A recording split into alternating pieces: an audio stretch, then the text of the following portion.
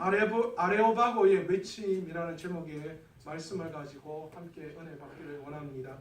우리 은혜 받기 이전에요, 찬양 한 곡 하면서 말씀의 자리로 나아갔으면 좋겠는데, 지극히 높은 주님의 나 지성소로 들어갑니다. 함께 찬양하면서 말씀의 자리로 가겠습니다.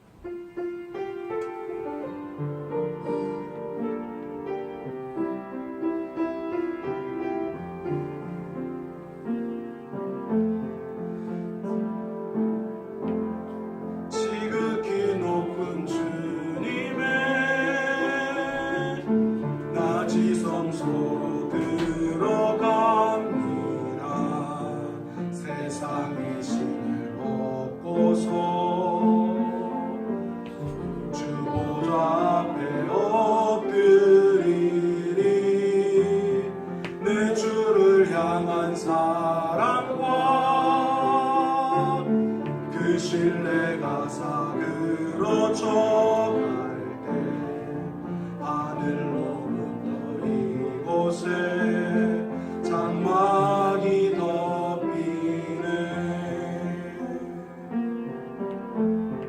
이곳을 덮으소서,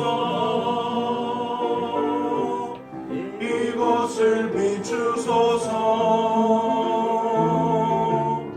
내 안에 무너졌던 모든 소망 다 회복하리니.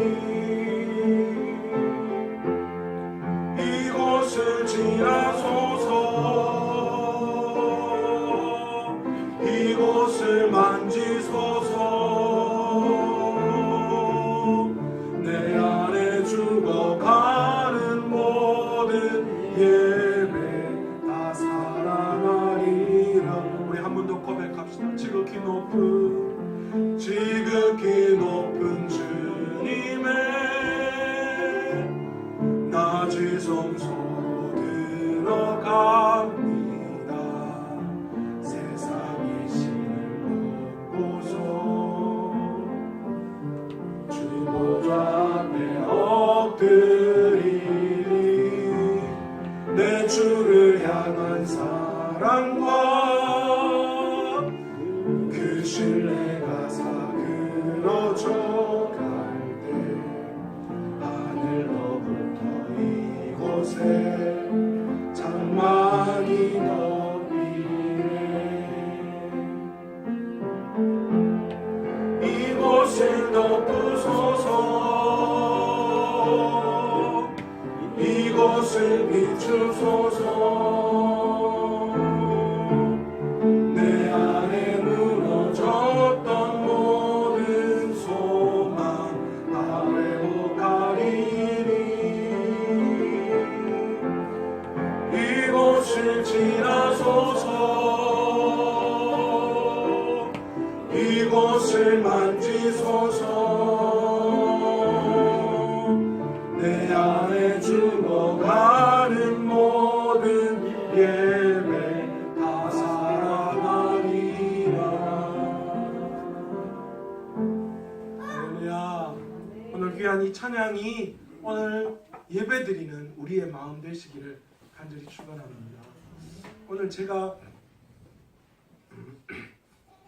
마음이 참 뭉클해요. 왜냐하면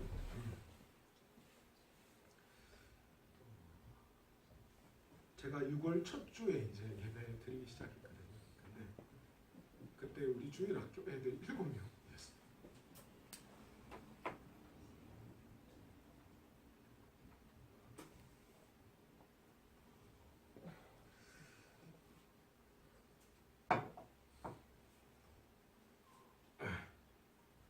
죄송합니다. 근데 오늘 우리 주일학교 애들이 18명이 왔습니다. 11명이 전도됐어요.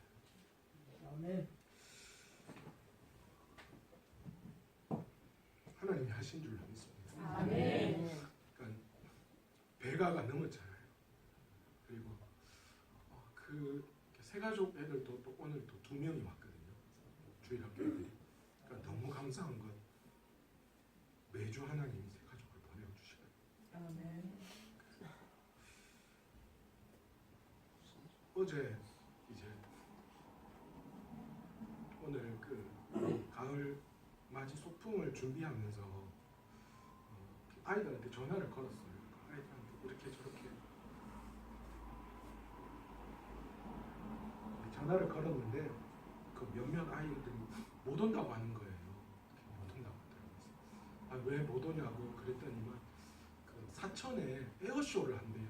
그래서 에어쇼에 간다고 몇몇 아이들이 못 온다고 하더라고요.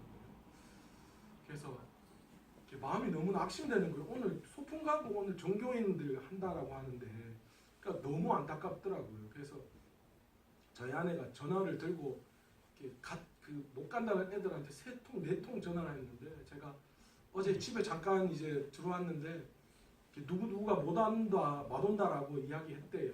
그래서 제가 당신이 다시 한번 전화를 해보라고 했는데 제가 전화를 했는데 그 아이가 이렇게 뭐 부모님하고 막 이야기를 하다가 못 온다고 하고 그냥 전화를 툭 끊어버리더라고요. 그래서 하나님 이게 뭡니까? 오늘 전교인 체육대회하고 뭐 소풍 가고 하는데 이러면 안 되는데 이러면 잔치가 아닌데 하나님 어떻게 이렇게 몰아가십니까? 그런 내심 서운한 마음이 되게 많았거든요. 그런데 우리 아내가 그런 이야기를 하더라고요. 여보 그런데 이 애들 못 오게 하시면 하나님 도대체 무엇으로 내일 위로를 하실지 자기가 너무 기대가 된다라는 이야기를 하시더라고요. 근데 지금까지 보면 늘 하나님은 뭔가 좀 부족하고 연약한 부분들이 생길 때마다 다른 것들로 우리 교회에 위로하시고 축복하는 모습들이 늘 그렇게 채워주셨어요. 그래서 저도 갑자기 그때가 생각나더라고요. 맞다. 하나님은 분명히 이것들로 안 채워주시면 하나님은 다른 것들로 분명히 우리를 위로해 주실 것이라고 그렇게 생각했는데 그래서 오늘 왔는데 글쎄 에어쇼 가겠다는 애들이 다 왔어요. 한 명 성환이라고 의준이가 전도한 그 애만 안 오고요. 나머지 애들이 에어쇼 다 포기하고 다 왔어요. 그러니까 에어쇼보다 우리 하나님 위대한 거예요. 할렐루야. 이게 만만한 게 아이들에게 에어쇼는 만만한 게 아니에요.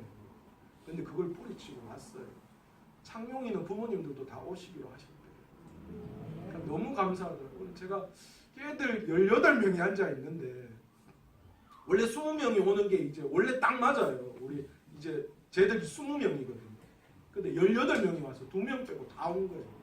그러니까 승환이도 늘 오는 애들이 애다서 안 오고 19명 그리고 그 구태영이 우리 구태영이가 오면 20명 꽉 차는 거예요. 하나님 이렇게 축복해 주셔. 너무 감사해요. 그래서 제가 마음이 오늘 너무 좋아요.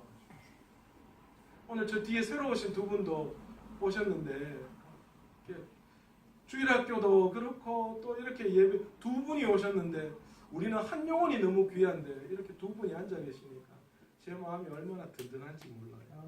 오늘도 하나님께서 귀한 이 예배를 받으시고 축복해 주시고 이 예배의 자리에 나온 우리의 마음을 위로하시고 주님께서 치료하고 회복해 주실 줄로 믿습니다. 여러분 갈릴레이 하면 떠오르는 거 뭐 있습니까? 지동설 떠오르시죠, 그죠? 당시 갈릴레이가 살았던 1960년, 1630년 그때는요 교황청이 굉장히 큰 영향력이 있었어요. 그래서 종교뿐만이 아니라 사회적인 전반적인 부분에 있어서도 이 교황청의 영향력이 많았다라는 거예요. 당시 과학에도 이 교황청의 영향력이 있었는데 그래서 그 당시에는 천동설을 주장했습니다. 지구를 중심으로 태양과 별과 이 행성들이 지고 돈다. 지구는 가만히 있고 그것이 그들이 주장했던 거였죠.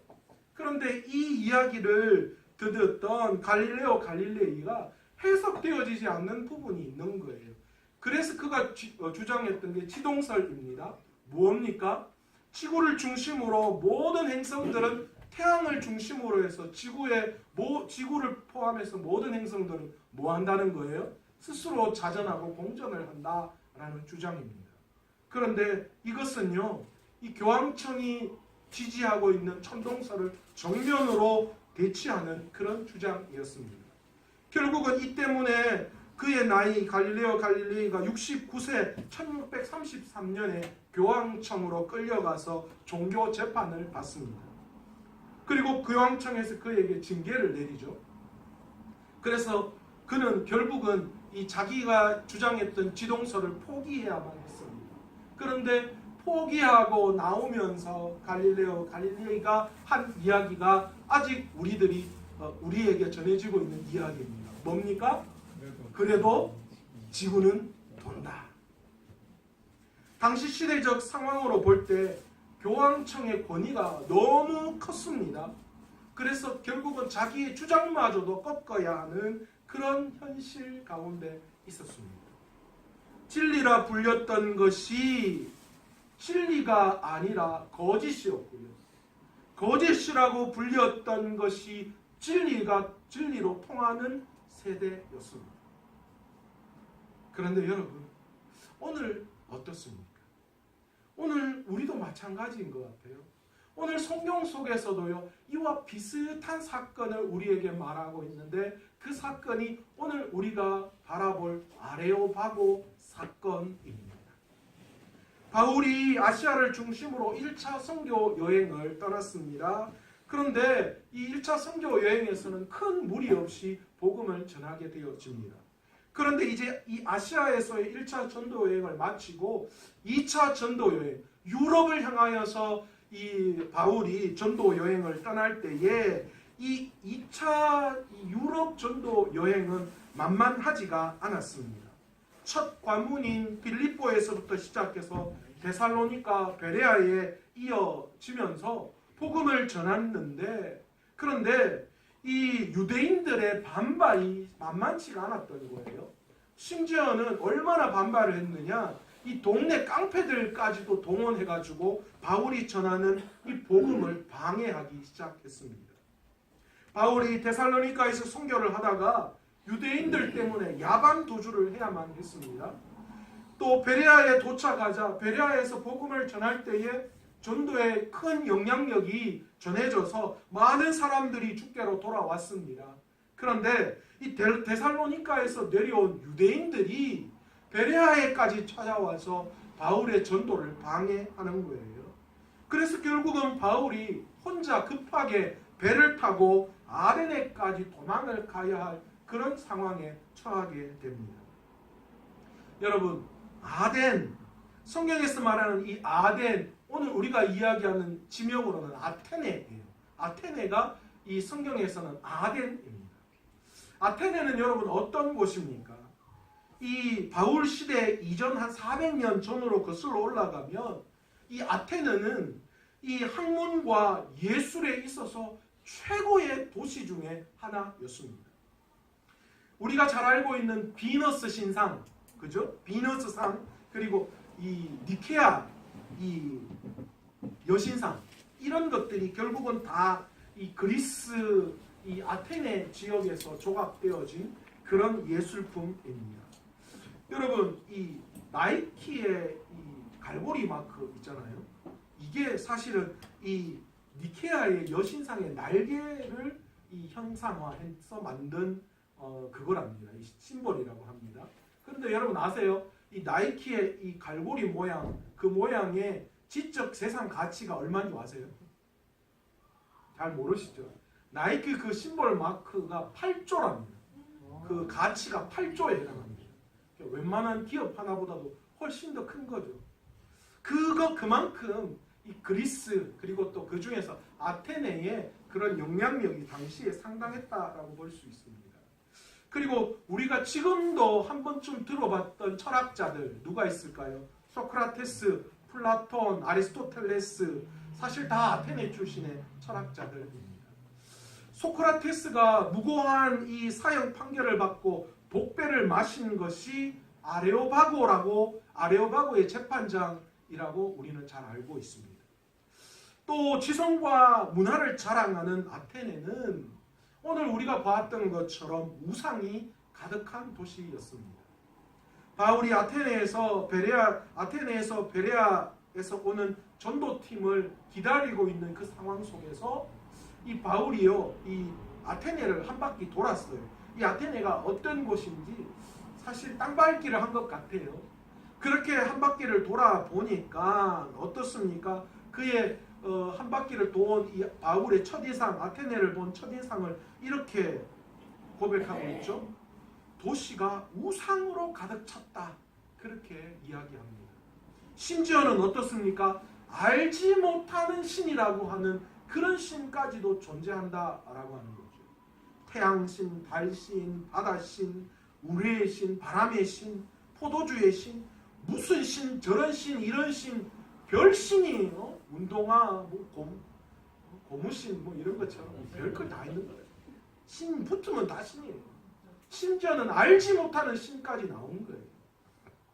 이들은요, 이 아테네 사람들, 아덴 사람들은요, 이 신 제단을 만들어 놓고 이 신, 저 신 돌아다니면서 혹시나 어떤 신이 있는데 그 신을 섭섭하게 하면 자신에게 이 벌을 가할까봐 무서워서 이 신, 저 신, 온갖 신들에게 다 이 제단을 바치고 난 다음에 마지막에 혹시나 내가 빠뜨린 신이 있으면 그 신에게 회꼬지를 당하지 않을까라는 마음에서 마지막 나올 때에 알지 못하는 신 그런 것까지 만들어 놓고는 거기에 재단에 정성을 올리고 그렇게 나왔다고 하는 거예요. 그러니까 이 도시가 얼마나 타락한 도시고 우상이 가득한 도시였습니까? 그런데 그곳에서 지금 바울이 지금 뭐 하려고 하는 거예요? 복음을 전하려고 하고 있다라는 것이죠. 쉬웠을까요? 어려웠을까요? 아유, 얼마나 어려웠겠어요. 바울이 복음을 전할 때에 이 바울 스스로 자신의 상태를 한번 보세요. 뭔가 멋진 걸 갖춰놓고요. 그렇게 해서 전했던 상황일까요? 요즘 보시면 이제 큰 교회들이 전도할 때 보면 어떻습니까? 막 천막도 멋지게 다 삐까뻔쩍하게 쳐놓고요. 테이블에 보면 음료수부터 시작해서 콜라, 사이다, 뭐 감주까지 그냥 쫙 하고 옆에 전 굽고 또 선물들은 얼마나 다양합니까? 전도지도 화려하게 다 하고 테이블 세팅 딱 해놓고 어깨 뒤에 무슨 교회, 큰 교회 딱 어깨에 힘 딱 들어가서 그냥 안녕하세요. 우리 교회 여기 있는 거 아시죠? 거기에서 오셨어요. 다 이렇게 하면 전도하는 사람들도 힘이 들어가는데 제가 얼마 전에 요 밑에 새로 생긴 교회가 하나 있는데 그 교회에서 그 밑에 바로 광야천 밑에서 전도를 하시는데 파라솔 조그만한 거 하나 해놓고 보온병 하나 올려놓고 커피 타주시면서 전도를 하시더라고요. 두 분이 나오셔서 하는데 그 모습을 보니까 그렇게 초라하게 보이더라고요. 지나가는 사람들도 그냥 겉도도 안 보고 그냥 말 걸면 귀찮아서 막 이렇게 하시더라고요. 그런데 오늘 바울이 아테네에서 전도할 때의 모습을 한번 보세요. 정말 보잘것없었어요. 이방인이었어요. 그 도시의 사람도 아니었습니다. 다른 데서 전도하다가 쫓겨서 여기 왔어요. 뭐 그렇다고 바울이 화려했겠습니까? 두 벌 옷도 없는 사람이었어요. 고작 자기가 벌어서 자기가 선교 여행을 가야 하는 자비랑 선교사였습니다. 무언가 하나 자랑할 것 하나도 없는 사람이었습니다. 그런 사람이 그런 견고한 사회, 문화, 정치 모든 것에 뛰어난 아덴에서 전도를 하려고 하는 모습, 그 상황 아마 만만치 않았을 겁니다. 그런데요, 그곳에서 바울이 전도하기 시작했습니다. 바울은 늘 어느 도시에서나 먼저 그 도시에 들어가면 회당을 중심으로 방문해서 유대인들에게 먼저 하나님에 대해서 증거하고 헬라인들에게 복음을 증거했다. 그렇게 기록하고 있습니다. 본문 17절에 와서도 바울은 먼저 뭐라고 이야기하느냐? 회당에서는 유대인과 경건한 사람들에게 복음을 전하고 그리고 또 뭐라고 합니까? 장터에서는 날마다 만나는 사람들과 토론을 벌였다. 그렇게 이야기를 합니다. 그런데 이 장터에서 날마다 만나는 사람, 그래서 토론을 벌린 사람이 누구였는가? 그 중에는 에피쿠로스 학파와 스토아 학파 철학자들도 있었다라는 거예요. 그러니까 말쟁이들이죠. 이 철학의 전문가, 말로는 둘째가 그러면 서러워하는 그런 사람들도 그 속에 있었다라는 겁니다. 뭐 스토아 학파, 에피쿠로스 학파 우리 철학 시간에 잠깐 배웠지. 도덕 시간입니까? 그때 배웠잖아요. 스토아 학파는 금욕주의, 에피쿠로스 학파는 뭐요? 쾌락주의. 뭐 이 정도 우리 기억나시죠? 이들이 주장은 사후세계를 믿지 않았어요. 하나님의 창조를 부인하는 사람들이었습니다. 지성으로 모든 것들을 해결해 보려고 했던 그런 이 그리스 아테네의 철학자들이었습니다. 그런데 성령에 사로잡혀 복음을 전하는 바울의 그 복음에 이들이 귀를 기울이기 시작했습니다. 그 이유가 21절에 나타나 있죠. 아덴 사람과 거기서 나그네 된 외국인들이 가장 새로운 것을 말하고 듣는 것 외에는 달리 시간을 쓰지 않음이더라. 그렇게 이야기합니다. 그러니까 그 사람들이 새로운 이야기, 새로운 학문, 새로운 종교에 대해서 들을 때에 거기에 대해서 굉장히 관심을 기울였다라는 거죠. 그래서 바울이 전하는 이 최신 학문과도 같은 이야기, 그 종교성에 관심을 가지기 시작했습니다. 아덴 사람들은 바울의 말을 들으면서 그들 가운데 몇몇 사람들은 심지어 말쟁이가 도대체 무슨 이야기를 하는지 한번 들어보자 이런 마음도 가졌다라고 이야기합니다. 또 몇몇 사람들은 외국의 낯선 신들을 선전하는 사람들이 전하는 과연 그 신은 어떤 신인가 알고 싶어하는 사람들도 있었다라는 것입니다. 어쨌든 호기심이든 어떤 종교심이든 어떤 마음이든 바울을 세워서 그 바울이 말하는 가르침이 무엇인지 토론해보기 위해서 이 바울을 지금 어디로 데리고 가는가? 아레오바고라고 하는 곳으로 지금 데리고 가고 있습니다. 이 아레오바고는요, 아레스의 언덕이라는 의미를 가지고 있는 곳이기도 했습니다. 이 아레스의 언덕은 유래가 좀 있었어요.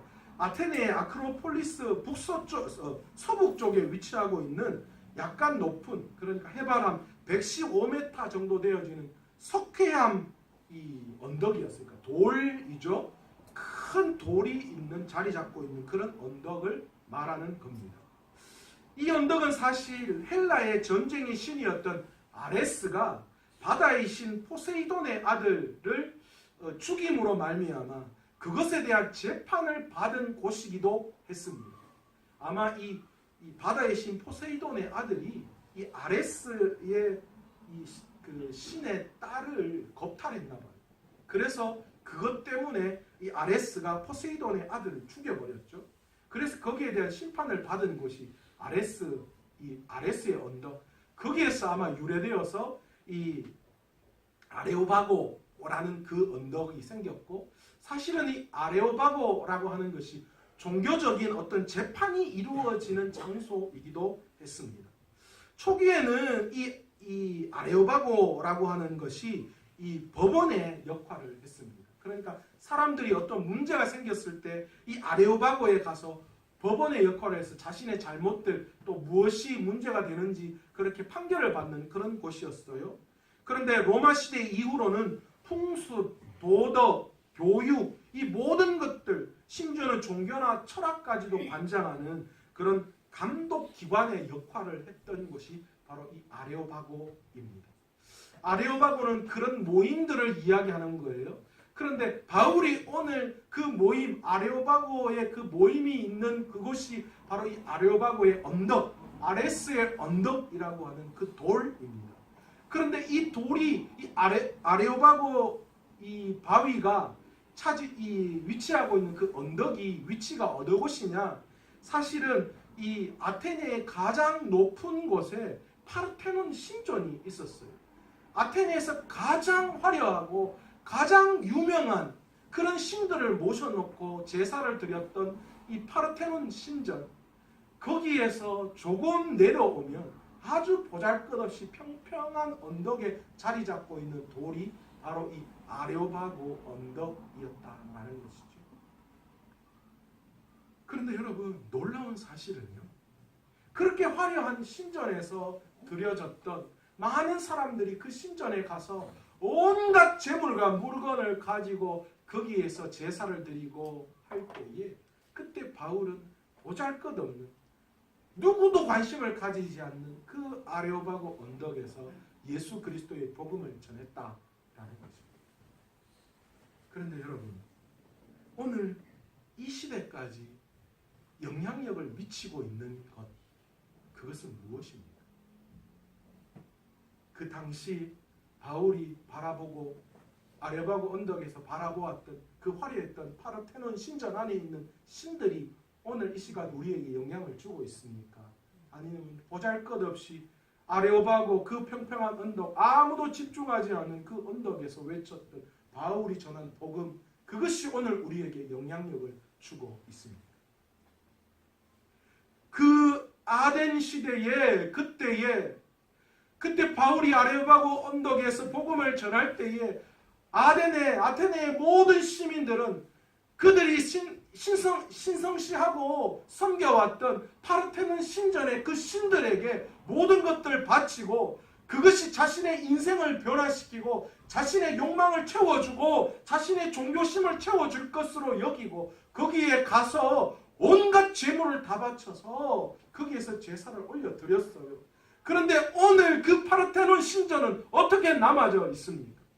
오늘 그리스 아테네에 가면요, 그 파르테논 신전은 흉물스러운 모습으로 남아있어요. 그냥 모든 것이 사라지고 그냥 유적지로 남아있다라는 거예요. 지금은 그 누구도 그것이 영향력을 주거나 어떤 신적인 능력이 있다고 믿는 사람들은 세상에 그 어디도 없습니다. 요즘 신화 믿는 사람 있습니까? 파르테논에서 드렸던 아레스든 포세이돈이든 제우스든 아폴로든 그런 신들을 지금도 숭상하고 믿는 사람 있어요? 없습니다.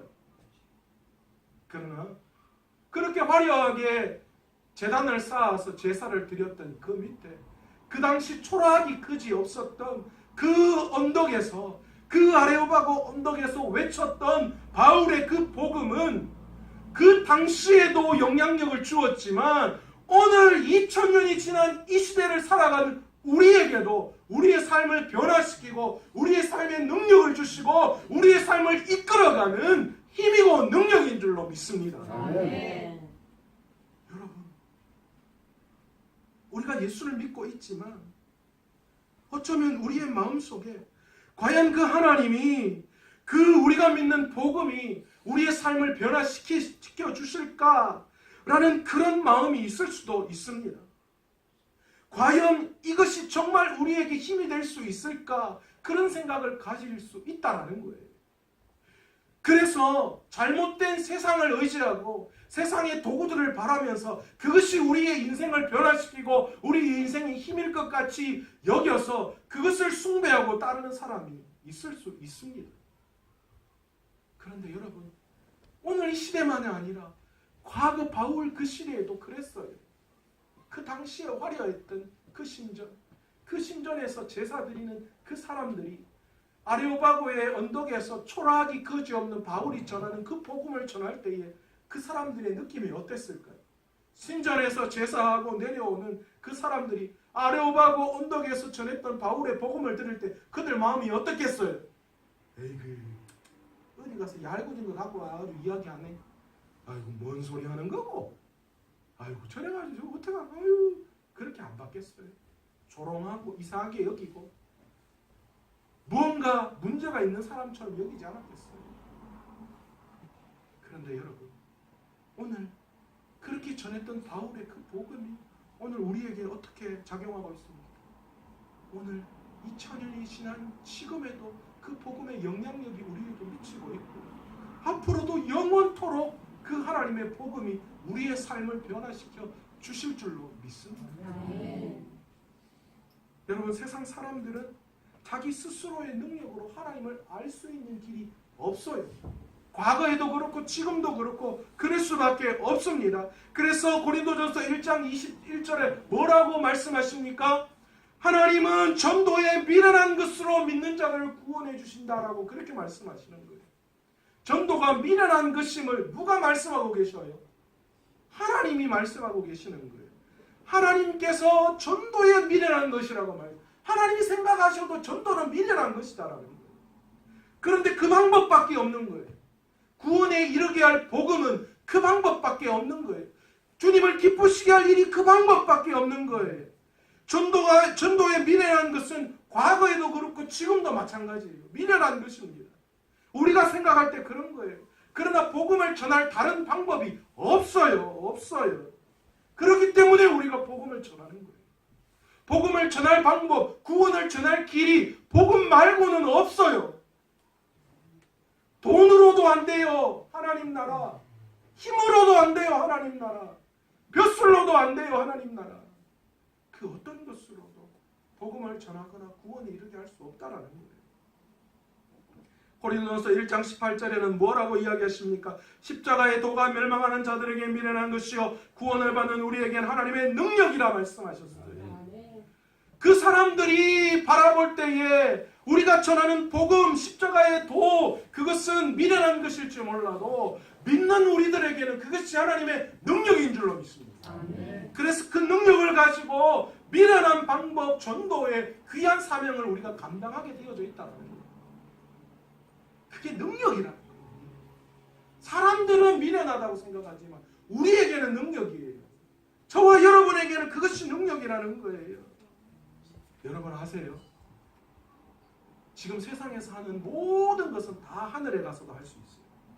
전도, 기도하고 말씀 보고 찬양하고 이거 우리가 하는 예배에 속해 있는 모든 것 다 하늘에 가서도 할 수 있어요. 그런데 하늘에 가서 할 수 없는 것 단 한 가지 있어요. 이 땅에서 하나 있어요. 뭡니까? 전도는 하늘에 가서 못하고. 왜요? 다 믿는 자들인데 뭐 그거 가서 전도를 해요? 전도는 이 땅에서만 할 수 있는 거예요. 그런데 하나님은 그 전도에 미련한 것을 우리에게 하게끔 하셨어요. 하나님이 힘이 없으셨어요? 하나님이 연약하셨어요? 하나님의 우리의 힘을 빌어서 하시기 위해서요? 아니요. 하나님이 그 미련한 전도의 방법을 우리를 통하여 하시게 하신 이유는 무엇인가? 그것이 하나님이 제일 기뻐하시는 일이고 그 하나님이 제일 기뻐하시는 일을 우리를 통하여 하게끔 하셔서 하나님의 영광 가운데 우리를 놓아두시기 위해서 그 일을 계획하신 거예요. 그 일을 하게끔 하시는 거예요. 그래서 하나님이 우리를 통하여 기뻐하시기 위해서.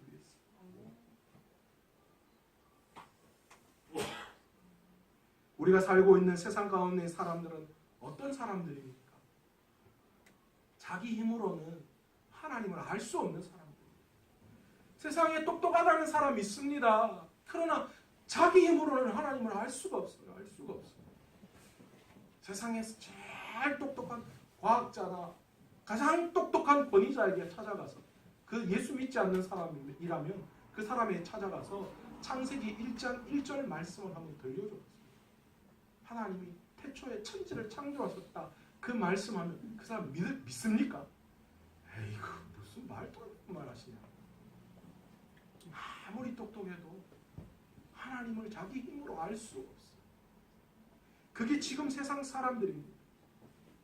세상 사람들은 어둠에서 빛이 일어나도 그 빛이 밝으면 알 수 있지만 그 빛이 어디에서 오고 그 빛을 통하여서 우리에게 주는 행복이 무엇인지 우리에게 주는 만족이 무엇인지 그게 어떻게 우리에게 오는지 그걸 설명해 줄 수 있는 사람은 없는 거예요. 그걸 알 수 있는 사람이 없어요. 그게 지금 세상 가운데 있는 사람이에요. 아니면 세상 사람들은 또 어떻습니까? 엉뚱한 종교에 빠져 있어요. 엉뚱한 종교심에 빠져 있어요. 바울의 이야기를 듣고자 모인 사람들은 어떻습니까? 예술, 철학, 과학 그 분야에서 거의 대가들이었어요. 그러나 그들 스스로 하나님을 알 수 없었습니다. 고작 한다는 것이 이런저런 신들을 만들어 놓고 그 신들에게 자신의 종교적인 불안감들을 해소하는 것, 그것이 그들이 할 수 있는 전부였어요. 우리 오늘날 살아가는 현대인들도 마찬가지 아닙니까? 똑똑하다고 이야기해요. 그런데 자신의 존재도 깨닫지 못하면서 자기가 똑똑하다고 말하는 거예요. 자기가 어디서 와서 어떻게 간다는 것도 해결하지 못하고 자기가 똑똑한 것처럼 이야기해요.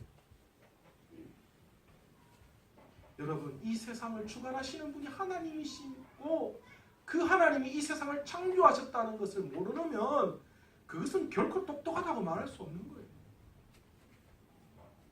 여러분, 73년도에 우리나라의 무당의 수가 몇 명인 줄 아십니까? 통계청의 자료에 따져보니까 1973년도 우리나라 무당의 수가 3만 명이었다고 합니다. 그런데 놀라운 사실은요. 15년 뒤인 1988년에 통계청의 조사에 보면 우리나라 무당이 80만 명이었다고. 그런데 여러분 이 88년도가 어떤 시대입니까? 우리나라 경제적으로 과학적으로 급성장한 때가 88년도 아시안게임 아닙니까? 그때가 가장 우리나라가 발전할 때입니다. 그렇게 우리나라가 과학과 문명이 고도로 발전할 때 여전히 지금 뭐 하는 거예요? 무당의 수는 줄어든 게 아니라 뭐예요? 몇 수십 배 더 곡절로 뛰었다라는 거예요. 이유가 어디에 있습니까? 그렇게 과학적이라고 이야기하는 이 시대를 살아가는, 문명적이라고 이야기하는 그런 시대를 살아가는 이 시대에 여러분 어떻게 더 미신들이 더 많아질 수 있어요? 오늘 우리 가운데 살아가면서 미신적인 과학의 시대를 살아가면서 미신적인 마음 속에 살아가는 마음이 얼마나 많습니까? 여러분 시험 칠 때 미역국 먹습니까? 안 먹습니까? 먹습니까? 안 먹습니까? 여러분 시험 치러 가는 사람 엿 사줍니까? 안 사줍니까? 엿 사줘가 엿처럼 떡 붙어라 뭐 말은 그렇다고 하죠. 빨간색 볼펜으로 자기 이름 쓰면 기분 나쁩니까? 안 나쁩니까? 문지방 밟지 마라. 그런 말 밤에 휘파람 불면 뱀 나온다. 뭐 밤에 손톱 깎으면 안 된다. 이거 다 어디서 나온 겁니까? 문명의 최고의 시대를 살아가는 이 시대를 살아가는 우리들 마음속에 여전히 이런 마음이 있는 거예요. 오늘날 무당들의 손님 중에 50%가 기독교인이라고 합니다. 기독교인 없으면 문 닫는데요. 뭐 이건 정확한 데이터인지 아닌지 모르겠어요. 그러나 그런 말이 오가고 있대요. 베스트 손님이래요. 영업 있는 무당은 딱 보면 야 교회 다니는지 안 다니는지 딱 안 돼요. 여러분 세상에 많은 사람들이 왜 그렇습니까? 두려움이 있어요. 그 마음 안에 두려움이 있기 때문에 불안감이 있기 때문입니다. 그래서 그것들을 미신적인 것들로 채우려고 하는 거예요. 어떤 영화 보니까 그러더라고요. 검찰총장도 점집에 가서 이번에 내가 되는지 안 되는지 맞춰달라 그랬어요. 참 어이가 없어요. 여러분 자신의 마음속에 있는 두렵고 불안한 그 마음들을 잘못되게 해석하는 거예요. 그러나 여러분 진짜 하나님을 만난 사람은 하나님 앞에 두려워하는 마음보다도 하나님을 통하여 평안을 얻고 만족을 얻는다고 고백하는 거예요. 하나님으로 부족함이 없다라고 말하는 거예요. 하나님으로 충분하다라고 말하는 거예요. 그것이 우리가 만난 하나님이시고 우리가 전하는 예수 그리스도인 것입니다. 세상 사람들에게 그걸 전해요. 그게 우리의 임무입니다. 바울은 이것을 아덴 사람들에게 전했어요.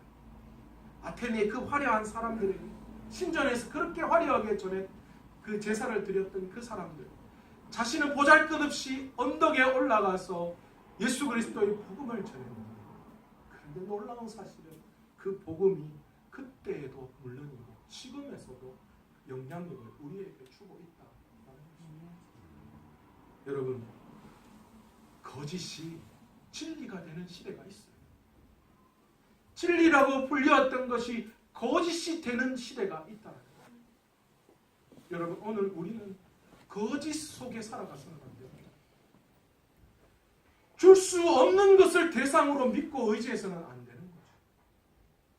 오직 진리 되시고 오직 우리에게 평안을 줄 수 있는 예수 그리스도 그분을 의지하고 그분을 위해서 오늘 이 시간도 우리의 입술을 들여서 복음을 전할 수 있는 저와 여러분 되시기를 간절히 축원합니다. 아멘. 전도 잔치 중에 있습니다. 여러분 이 전도 누구를 위한 전도입니까? 아이고 저는 전도할 줄도 모르고 지금까지 한 번도 전도해보지도 못했고 말도 잘 못하고 친구도 없고 사람도 없고 못합니다. 지금까지 제가 전도하지 못하는 사람들의 모든 핑계를 다 말했어요. 제가 지금까지 여러 교회들을 돌아오면서 전도하셔야지요. 그러면 시간이 없습니다. 뭐가 안 됩니다. 나는 친구도 없습니다. 내 주위의 사람들은 다 예수 믿습니다. 뭐 이런저런 말들이 얼마나 많은지. 그런데 여러분 우리가 핑계댈 문제가 아니에요. 우리가 전하는 그 복음이요.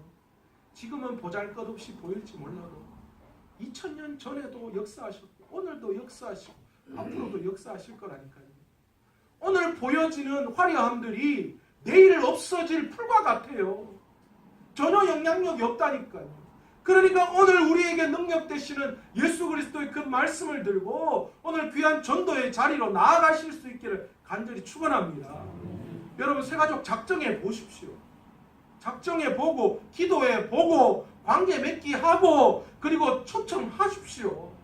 해 보십시오.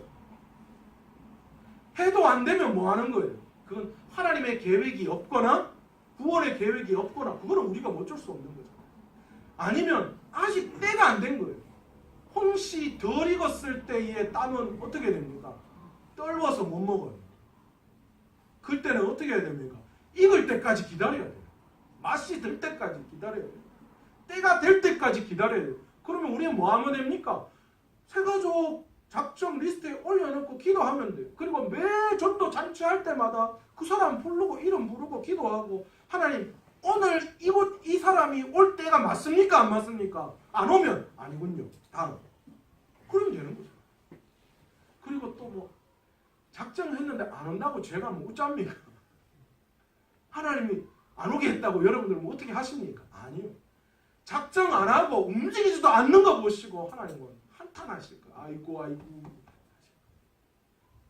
여러분 움직이십시오. 작정하십시오. 그것이 우리가 살 길입니다. 그것이 우리가 은혜 받은 그런 능력임을 우리가 보여주는 것이고 우리가 그렇게 지금도 세상 사람들이 우리의 전도를 보고 보잘것없다고 여길지 몰라도 과거에 2000년 전에도 그랬어요. 그러나 2000년 전에 전한 그 복음이 여전히 지금 우리에게 능력으로 작용하고 있잖아요. 2000년 전에 화려했던 그 신전에 들은 신들은 다 흉물스러운 것으로 사라지고 없어져 버렸어요. 우리가 전하고 우리가 믿는 능력이 바로 거기에 있음을 우리가 깨닫고 오늘도 믿음의 자리, 전도의 자리, 믿음의 자리, 복음의 자리로 나아갈 수 있는 저와 여러분 되시기를 간절히 축원합니다. 사도행전은 무슨 행전요? 성령의 행전.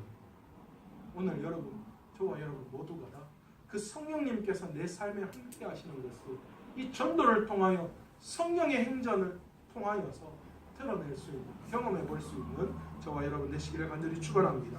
오늘 이 시간 말씀을 생각하시면서 함께 통성으로 한번 주여 부르고 합심하여 기도합니다. 주여